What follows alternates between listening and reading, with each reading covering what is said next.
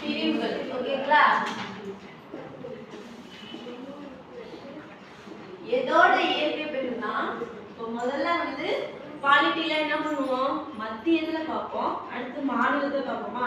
அதே மாதிரிதான் இயற்கை பிரிவுகள்ல இந்திய அளவுல ஒரு இயற்கை பிரிவுகள் இருக்கு, தமிழ்நாடு அளவுல ஒரு இயற்கை பிரிவுகள் இருக்கா. இப்போ நம்ம பார்க்க போறது என்னன்னா இந்திய அளவுல இருக்க இயற்கை பிரிவுகளை பார்க்க போறோம். சரிங்களா? இப்ப இந்திய அளவுல எத்தனை இயற்கை பிரிவுகள் இருக்கு?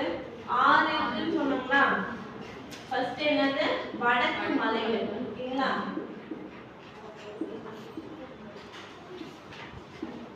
நெக்ஸ்ட் வடபெரும் சமவெளிகள்.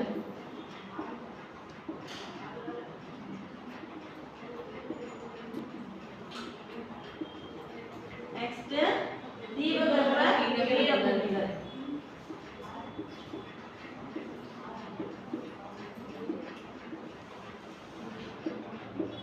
நாலாவது என்னன்னா கடற்கரை சமவெளிகளா.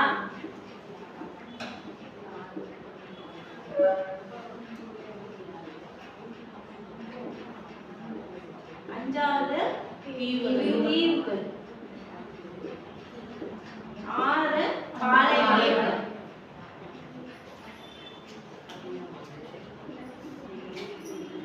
எதுக்காக இயற்கை பிரிவுகள்னு பிரிச்சாங்க? பாலிட்டில என்ன பார்த்தோம், முதல்ல இந்தியாவுக்கு சுதந்திரம் தந்தாங்க.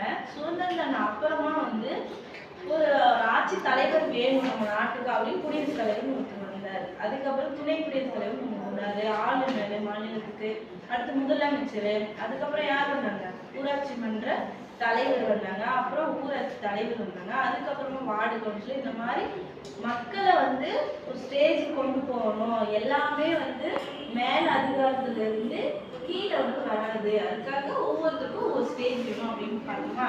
அதே மாதிரிதான் ஜாகிரபியில என்ன பார்க்க போறோம் அப்படின்னா, இந்தியா ஃபுல்லாவே இருக்கு. இந்தியா ஃபுல்லா முதல்ல எவ்வளவு காடுகள் இருக்கு, எவ்வளவு கடற்கரை இருக்கு, எவ்வளவு தீவு கூட்டங்கள் நிறைய இருக்கு, அதுக்கப்புறம் என்னது வடக்கு பக்கம் என்ன இருக்கு, தெற்கு பக்கம் என்ன இருக்கு, மேற்கு பக்கம் என்ன இருக்கு, நெக்ஸ்ட் இந்த கிழக்கு பக்கம் என்ன இருக்குன்னு ஃபுல்லா ஆராய்ச்சி அது ஒரு 6 பிரிவுகளா பிரிக்கிறாங்க தனியா. ஃபர்ஸ்ட் பிரிவுன்னா வடக்கு மலைகள். சரிங்களா?